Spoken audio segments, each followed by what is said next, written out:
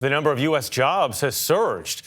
The Labor Department said Friday the nation added 467,000 new positions in January, higher than many economists had predicted. The unemployment rate ticked up slightly to 4%, up from 3.9% the month before.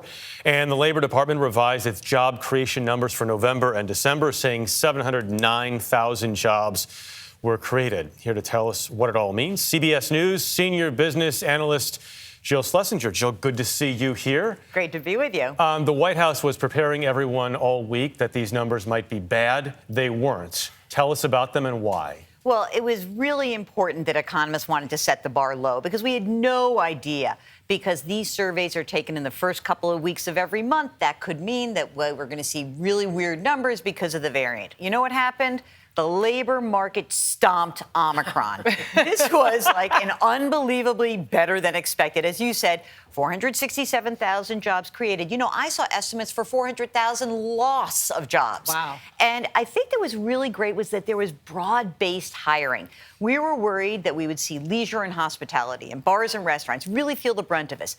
They added 151,000 jobs. Professional and business services adding jobs. Retail adding jobs. So it was a very good report. This report also looked back to 2021. What stuck out most for you there? I think that we should never get too excited on the good side and too worried on the downside. So we have these revisions. They come out once a year, these benchmark revisions.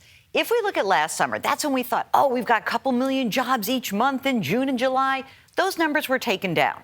But consequently, at the end of the year, when we were really worried, I came on the air, I said, oh, my God, they were weak reports in November and December. Those were revised up. Net, couple 100,000 jobs added for the total year, 550,000 jobs on average every month. It was a wildly strong year. We've also had concern through the COVID pandemic that we were seeing a shrinkage in the labor market. What have we learned? Well, with these revisions, we saw that the labor force participation is higher than we thought. And in fact, we're at a rate that's just below where we were pre-COVID. I mean, we're not all the way there, but a lot of the shrinking of the labor force has to do with retirements. And those were happening before COVID. And we now know that there are a lot of people who are over the age of 65 who said, I'm not going back in. It's too dangerous. That's OK. We do want to see the younger people come back in the labor force, and that is starting to happen. On the other side of shrinkage is inflation, which has been a big concern for the past year or more. There's a new report coming out this Thursday. What are you expecting? Well, we know that as of December, prices up 7% from a year ago. And I don't think that's a lot. That's a lot. And I'm not sure it's going to slow down. It could be higher than that. I think we're going to see high inflation for the next few months. Now, the actual supply chain issues are frankly starting to ease up just a touch. So the second half of the year should be better.